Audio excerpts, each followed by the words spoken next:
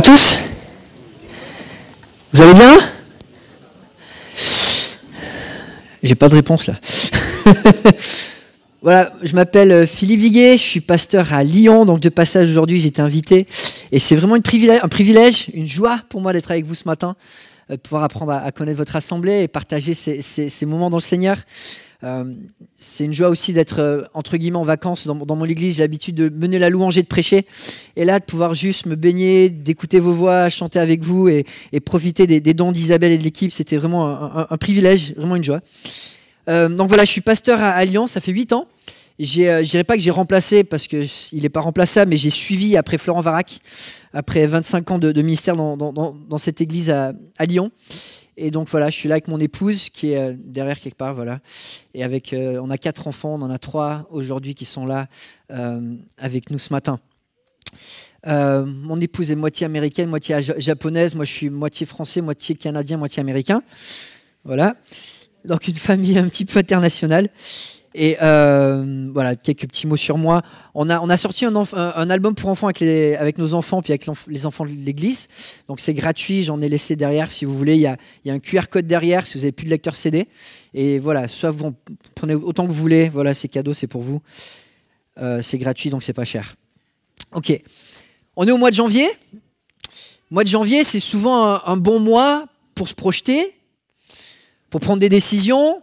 Peut-être certains d'entre vous ont même pris des résolutions le 1er janvier pour se dire, ok, qu'est-ce que Dieu a pour moi dans ces mois qui vont venir? On a tourné la page sur 2022. Je pense que voilà, 2020, 2021, 2022, on était content de tourner les pages. Mais voilà, la page est tournée. Les accomplissements, c'est derrière. Les échecs sont derrière. Les résolutions d'avant sont derrière. Les procrastinations sont derrière. Tout est fini. Donc on est en 2023, une nouvelle année, avec des nouveaux défis, des nouveaux objectifs, des nouvelles opportunités. Et encore une fois, un rappel que la vie est courte et que c'est bien de réfléchir sur qu'est-ce qu'on veut faire dans les jours qui vont venir. La Bible, alors, on peut être un très bon chrétien sans prendre des résolutions en janvier. Mais la Bible nous rappelle que les événements qui marquent le temps sont des événements en tant qu'humains et en tant que chrétiens encore plus, qui sont importants pour nous remettre en question. Salomon va dire, quand tu vas dans une maison de deuil, marque-le. Et les funérailles dans nos vies marquent notre existence. Souvent, c'est des marqueurs. Et dans ces temps marquants, on va réfléchir, on va se réexaminer. Des fois, on va prendre des nouvelles résolutions.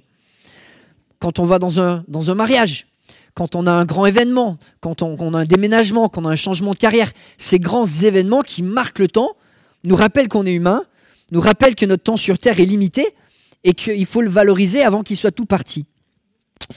Et une nouvelle année qui commence, c'est aussi une très bonne opportunité pour réfléchir en tant que chrétien. Est-ce que, voilà, comme Paul l'a dit, est-ce que je vais de progrès en progrès dans ma vie de chrétienne? Est-ce que j'avance ou est-ce que finalement je stagne un petit peu?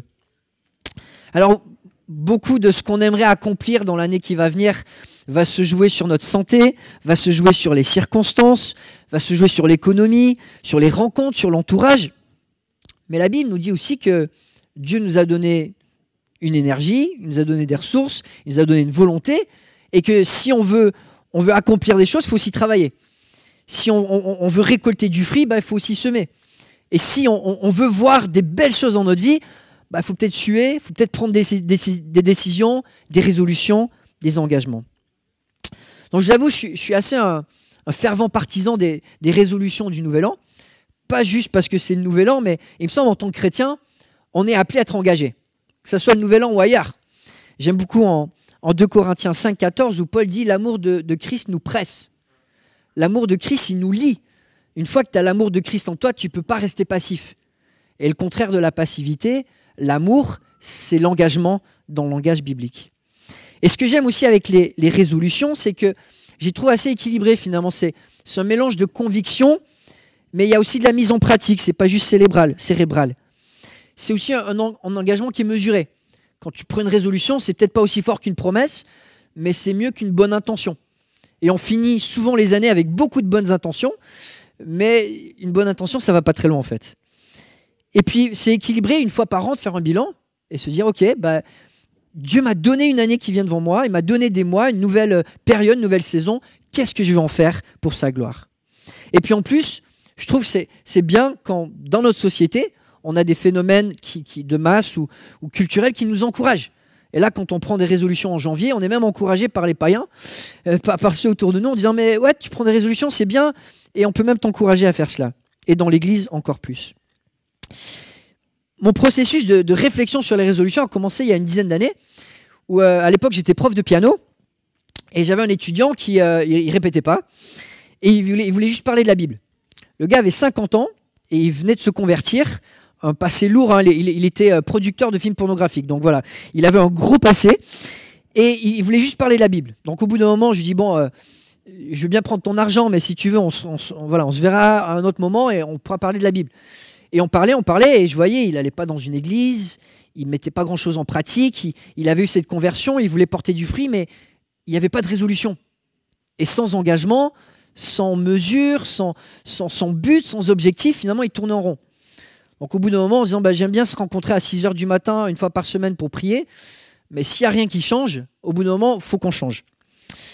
Et puis là où ça m'a vraiment donné un coup de pied dans le derrière, c'était première semaine, alors je ne sais plus c'était quelle année, peut-être 2012, où j'étais avec mon épouse, on habitait en face d'une église qui était un peu libérale.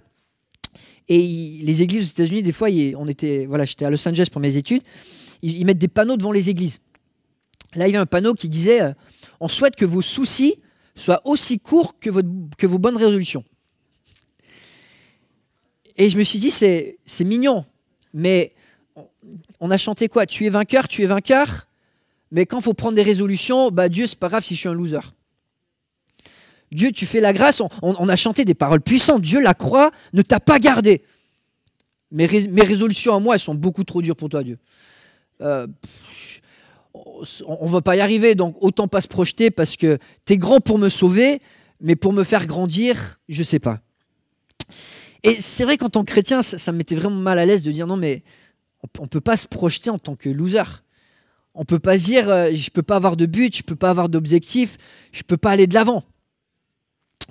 Alors voilà, il y a quelques années, j'ai écrit un livre sur les résolutions, c'est basé sur Néhémie 10. Aujourd'hui, on va parler de Daniel chapitre 1. J'en ai amené 3-4 exemplaires, si vous voulez, gratuits derrière, vous pouvez vous servir. Mais c'est un sujet que j'ai beaucoup à cœur. Et aujourd'hui, j'aimerais juste regarder à une résolution de Daniel, en Daniel chapitre 1. Et Daniel, c'est pas très dur, il va prendre une résolution. Et une résolution qui va changer sa vie et qui va lui permettre d'avoir un impact dans sa vie pour des milliers de personnes, peut-être même des millions. Je vous invite à lire avec moi donc en Daniel chapitre 1. Daniel chapitre 1, nous lisons la parole de Dieu. La 3e année du règne de Joachim sur Juda, Nebuchadnezzar, le roi de Babylone, marcha contre Jérusalem et en fit le siège. Le Seigneur livra entre ses mains Joachim, le roi de Juda, et une partie des ustensiles de la maison de Dieu. Nebuchadnezzar emporta les ustensiles dans le pays de Shinéar, dans le temple de son Dieu. Il les mit dans la maison du trésor de son Dieu. Le roi donna l'ordre à Ashpenaz, le responsable de ses eunuques, de faire venir quelques Israélites de sang royal ou de famille noble. Ce devaient être de jeunes garçons sans défaut physique, beaux, doués de perspicacité et de sagesse, instruits et intelligents, capables de servir dans le palais du roi. On leur enseignerait la littérature et la langue des Babyloniens. Le roi leur réservait pour chaque jour une portion des plats servis à sa table et du vin de ses banquets. Il voulait les former pendant 3 ans, à la suite desquels ils entreraient à son service. Il y avait parmi eux des Judéens, Daniel, Anania, Michaël et Azaria. Le chef des eunuques leur donna des noms. À Daniel, celui de Beltshazar, à Anania, celui de Shadrach, à Michaël, Meshach et à Azaria, celui d'Abednego. Daniel prit la ferme décision de ne pas se souiller en consommant les plats servis à la table du roi et le vin de ses banquets. Il demanda alors au chef des eunuques de ne pas l'obliger à se souiller. Dieu gagna à Daniel la bienveillance et la compassion du chef des eunuques. Ce dernier dit à Daniel, « Je redoute mon Seigneur le roi, c'est lui qui a fixé ce que vous devez manger et boire. Pourquoi devrait-il vous voir arborer une moins bonne mine que les jeunes gens de votre âge ? À cause de vous, je risquerai ma tête auprès du roi. » Daniel dit alors à l'intendant auquel les chefs des eunuques avaient confié la responsabilité de lui-même, Anania, Michaël et Azaria, « Fais donc un essai avec tes serviteurs pendant 10 jours. qu'on nous donne des légumes à manger et de l'eau à boire. On examinera ensuite devant toi notre apparence et celle des jeunes gens qui mangent les plats servis à la table du roi. Puis agis avec nous, tes serviteurs, en fonction de ce que tu auras constaté. » Il leur accorda ce qu'ils demandaient et fit un essai avec eux pendant 10 jours. Au bout de 10 jours, ils avaient meilleure apparence et avaient pris plus de poids que tous les jeunes gens qui mangeaient les plats servis à la table du roi. L'intendant retira donc les plats et les vins qui leur étaient destinés et leur donnait des légumes à la place. Dieu accorda à ces 4 gens de la connaissance et de la perspicacité dans tout ce qui concernait la littérature et la sagesse. De plus, Daniel était capable d'expliquer toutes les visions et tous les rêves.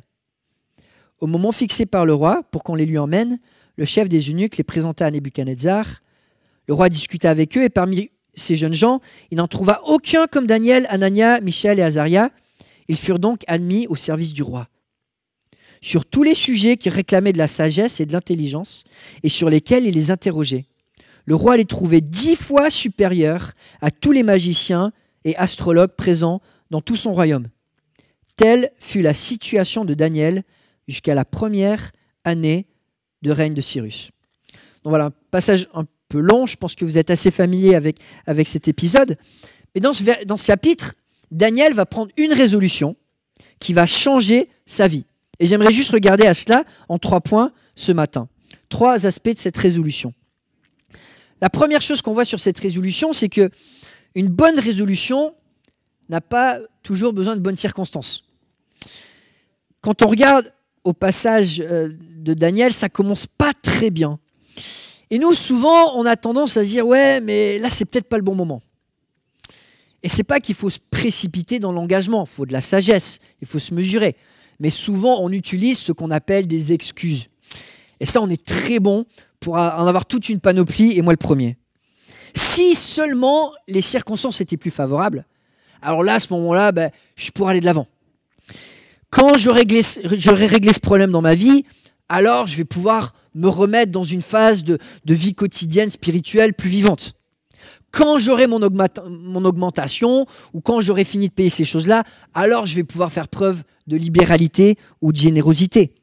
Quand mes enfants auront fini leur scolarité, alors je commencerai à m'impliquer dans l'église ou alors je commencerai à recevoir à la maison, faire de l'hospitalité, etc. Et la liste est longue et les excuses, je n'ai pas besoin de vous les donner, vous les connaissez. Et on les emploie tellement bien. Mais Daniel, quand on regarde à ce passage, il est dans un des contextes les plus défavorables à l'histoire d'Israël. Il est dans un contexte absolument défavorable. On est autour de 605 avant Jésus-Christ. Nébu vient d'arriver au pouvoir. Il affirme son pouvoir en affirmant son pouvoir sur les nations qui étaient déjà souvent subjuguées à l'autre empire qui était là avant, la Syrie. Donc Israël paie un dot à la Syrie quand voilà, Babylone a pris le dessus. Là, il veut vraiment imposer son pouvoir. Et du coup, il va amener en exil les jeunes, l'élite, la future génération. Donc Daniel, il est dans un contexte complètement défavorable à toutes sortes d'engagements. Premièrement, il est jeune, sous la pression des aînés. Il est esclave de l'État, sous la pression de nombreux maîtres. Il est étranger, donc sous la pression de social, culturel, qui peut-être il ne discerne pas encore. Si vous avez vécu à l'étranger, vous savez de quoi je parle. Et puis il est juif, sous les pressions du paganisme de Babylone. Et on ne pourrait vraiment pas s'imaginer un contexte plus défavorable pour un jeune qui se dit « voilà, je vais m'engager pour le Seigneur ». Quand on est jeune, on le sait, on est sous tellement de pression. La pression des parents de se conformer, des fois en bien, des fois en mal. La pression des copains et des copines à se comporter de telle ou telle manière. La pression de la société en disant « voilà, il faut que tu penses comme ça, il faut que tu agisses comme ça ». Et c'est difficile dans la jeunesse de faire un tri et il faut se dire « non, moi je vais vraiment m'engager dans ce domaine pour le Seigneur, aller vers l'avant ». Il faut une foi qui est à l'épreuve et ça demande du courage. En tant qu'esclave, c'est difficile aussi. Tout décalage avec les maîtres, c'est risquer ta vie. Et Daniel va risquer sa vie. Il n'y a pas de deuxième chance avec le roi de Babylone. Si tu es devant le roi et tu dis « écoute, tes méthodes là pour les jeunes, c'est pas top. Donc moi, je vais faire autre chose. » Tu perds le temps au roi, zouk, c'est fini quoi. Et on le voit, même Esther, qui était la femme d'Assuérus, 2-3 générations plus tard, elle a peur pour sa vie juste pour aller perdre un peu du temps au roi. On le voit un peu plus tard avec les 3 potes de Daniel, quand ils sont devant la statue, ils ne se courbent pas, bah, hop, dans le feu. Il n'y a pas de deuxième chance. Il n'y a pas de deuxième chance. Ça passe ou ça casse. On l'a vu, il est étranger. Je ne sais pas si vous avez vécu à l'étranger, mais c'est humiliant. Quand tu arrives, tu ne connais pas bien la langue, tu n'es pas encore bien intégré dans la culture, tu as des décalages, tu es capable de faire plus que ce qu'on te donne comme opportunité. Moi, j'ai vécu ça à 17 ans quand je suis parti vivre aux États-Unis.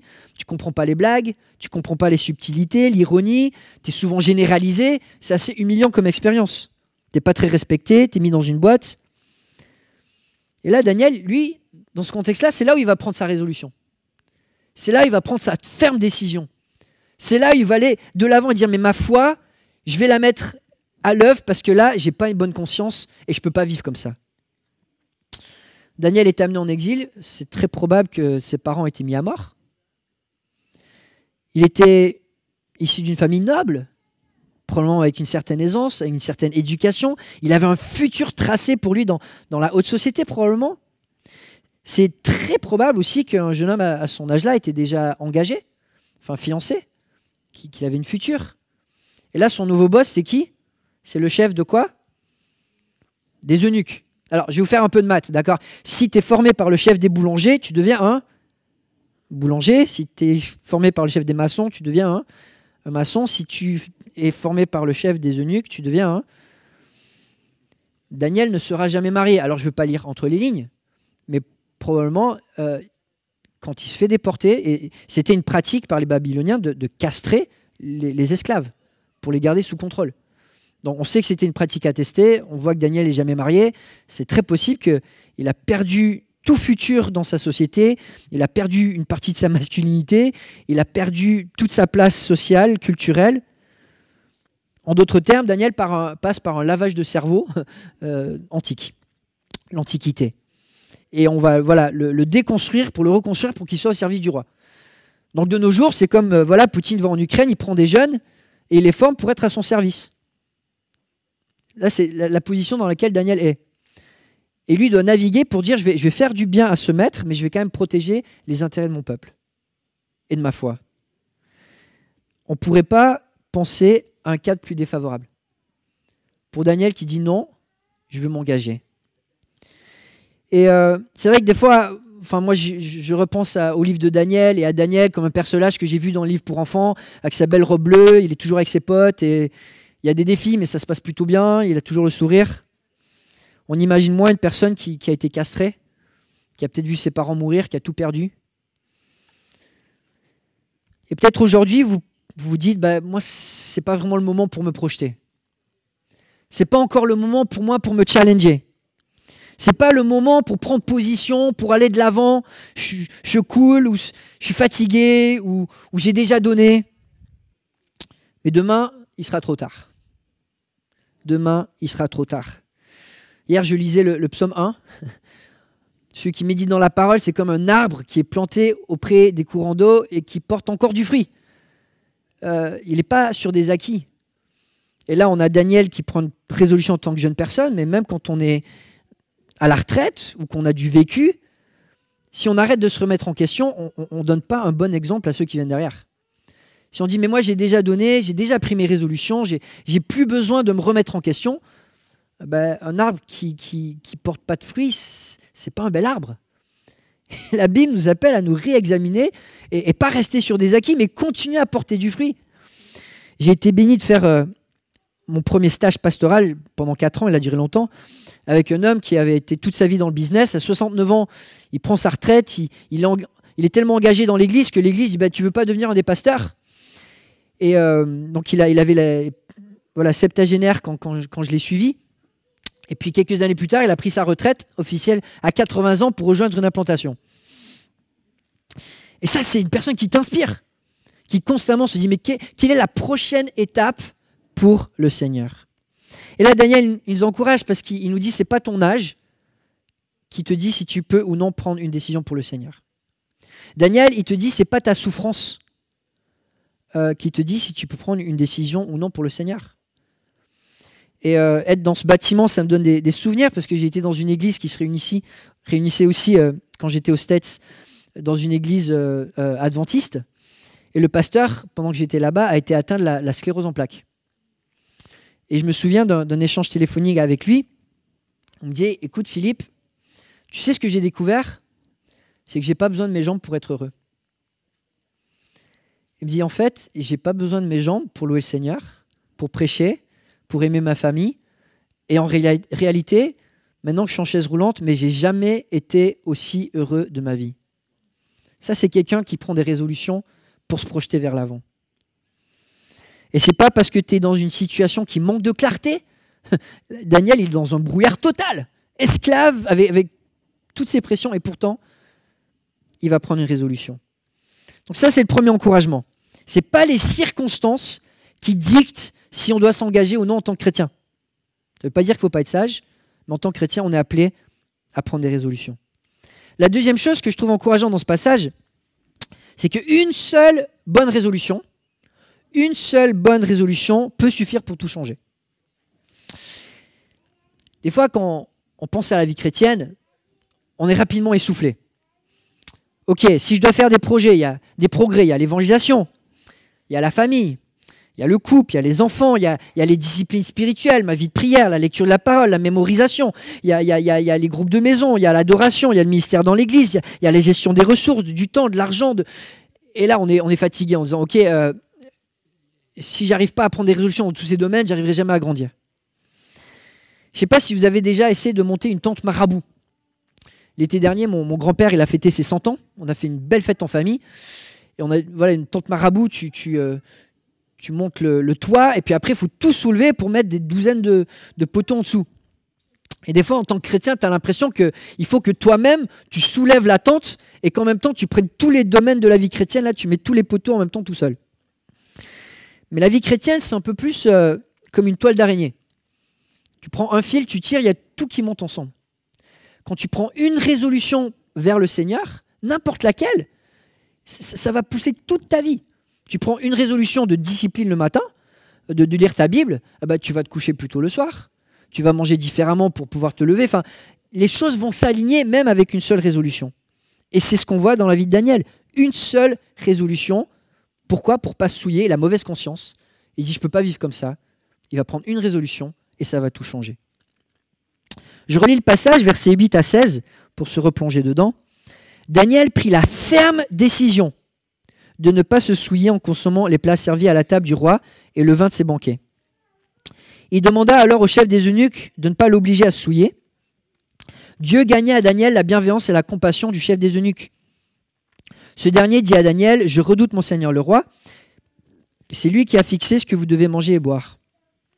Pourquoi devrait-il vous voir arborer une moins bonne mine que les gens de votre âge? À cause de vous, je risquerai ma tête auprès du roi. » Daniel dit alors à l'intendant, auquel le chef des eunuques avait confié la responsabilité de lui-même, Anania, Michaël et Azaria, « Fais donc un essai avec tes serviteurs pendant 10 jours, qu'on vous donne des légumes à manger et à boire. » Et après, voilà, d'examiner les résultats. Daniel va chercher une résolution qui finalement va lui permettre de retrouver un équilibre. Et là, il a une mauvaise conscience, il se sent souillé. Et probablement, il y a deux facteurs. On va le voir, comme il a meilleure mine après, probablement la nourriture n'était pas équilibrée. Il y avait peut-être des excès. Je ne veux pas lire entre les lignes, mais j'ai l'impression qu'il y a un élément de santé. Et puis, quand tu es juif, tu as aussi un code. Tu as une loi que Dieu avait dit, tu as des aliments purs et tu as des aliments impurs. Et là, pour Daniel, d'être forcé de manger ce qu'on lui donne sans avoir le choix, en tout cas, là, dans ce cas, il a une mauvaise conscience. Et si en tant que chrétien, tu as une mauvaise conscience, tu sais que tu es grillé.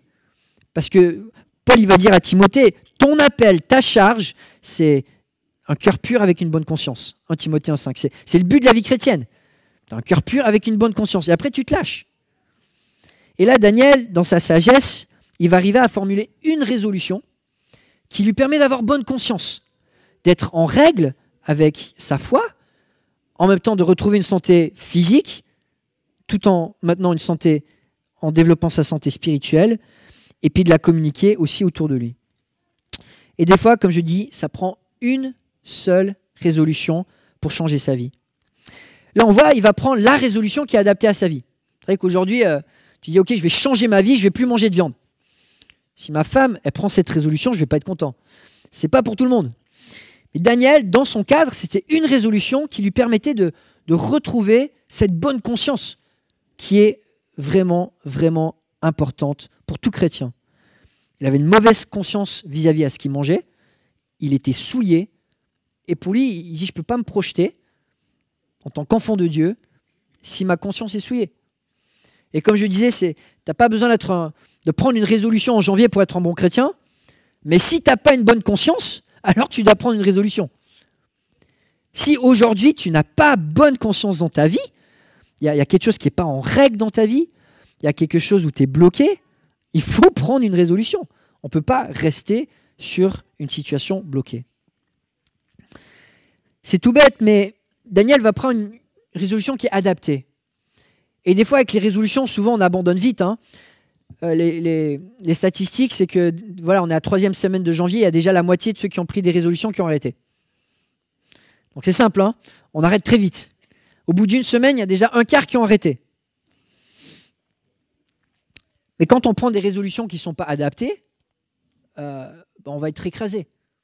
On va se sentir sous une forme de légalisme, on va se sentir sous une forme de pression qui n'est pas saine. Et c'est ça que j'aime avec les résolutions, c'est que tu prends quelque chose qui est adapté. Comme ça, tu ne croules pas, mais ça te pousse vers l'avant. Tu arrives à te projeter, tu arrives à dire, j'ai pas envie d'être un arbre qui arrête de porter du fruit.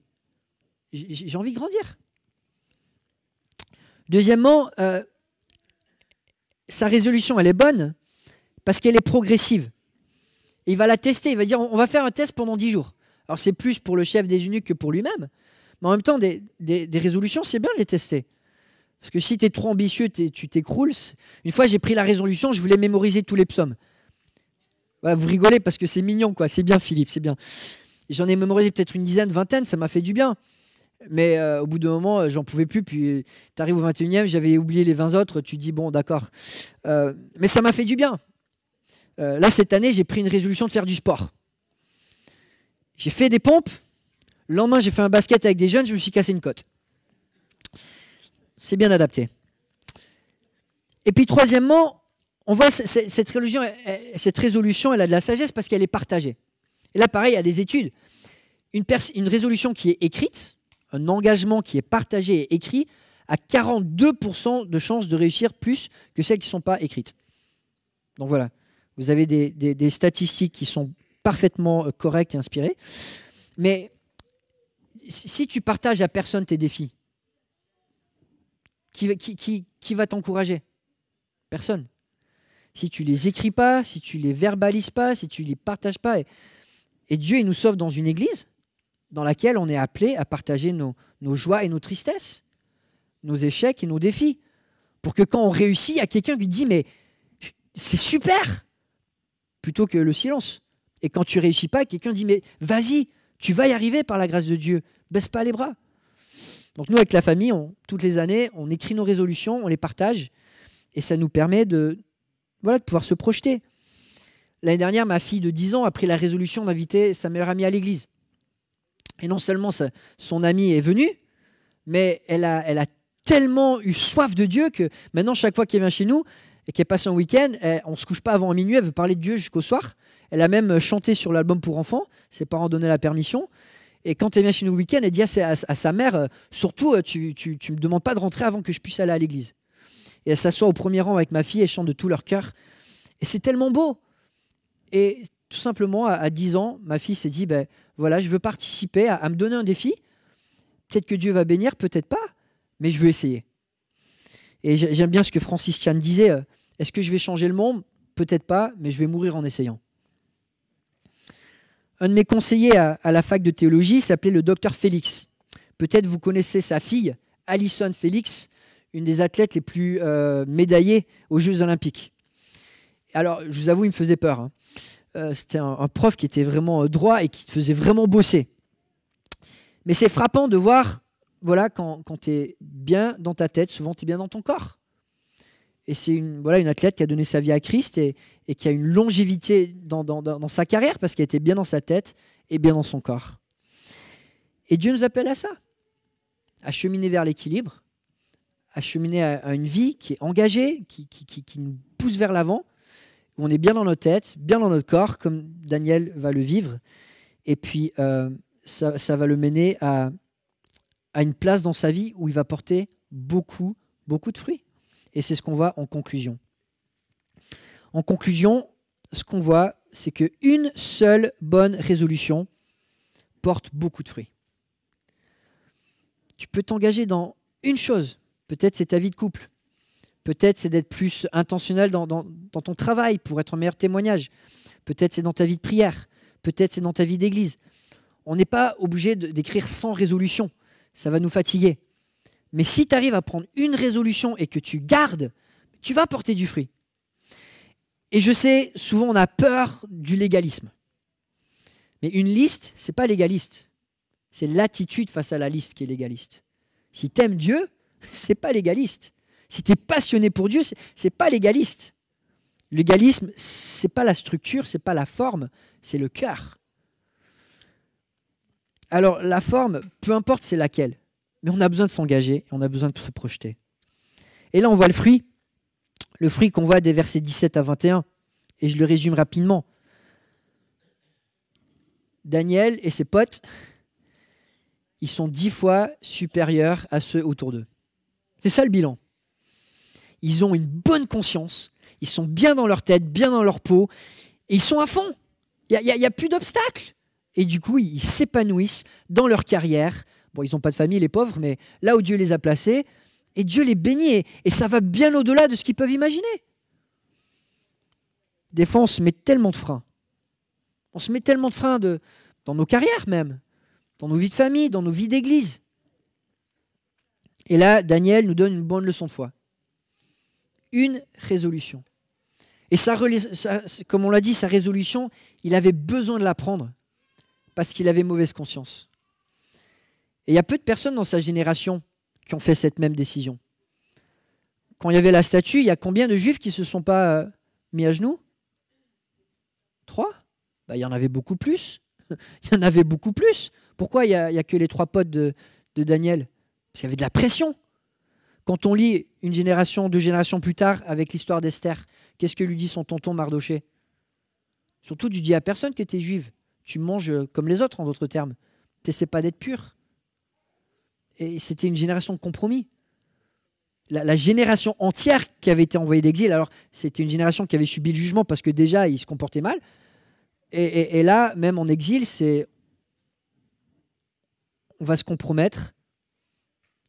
Et puis il y a quelques personnes qui vont sortir du lot. Des personnes qui vont dire non, moi je veux avoir une bonne conscience pour servir le Seigneur. Et là, c'est magnifique parce qu'on voit du fruit. Et on voit beaucoup de fruits. Le bilan, c'est ça, hein. Daniel et ses amis sont 10 fois supérieurs dans leur épanouissement que ceux autour d'eux. Alors j'espère que ça vous encourage, pas que ça vous décourage, même si des fois, bon, au début de l'année, c'est bien de se prendre un petit coup de pied dans les fesses, mais c'est bien de se dire, ok, Dieu est avec nous, n'est-ce pas? Et on revient à ce qu'on a chanté, c'est par la grâce de Dieu qu'on est vainqueur. Jésus, il a été à la croix pour nous et il est avec nous aujourd'hui. Ce n'est pas quelque chose qu'on veut faire dans nos propres forces. Mais j'aime bien ce que disait William Carey, le pionnier de la mission moderne. Attendez-vous à des grandes choses de Dieu et tentez des grandes choses pour Dieu. Amen. Prions ensemble.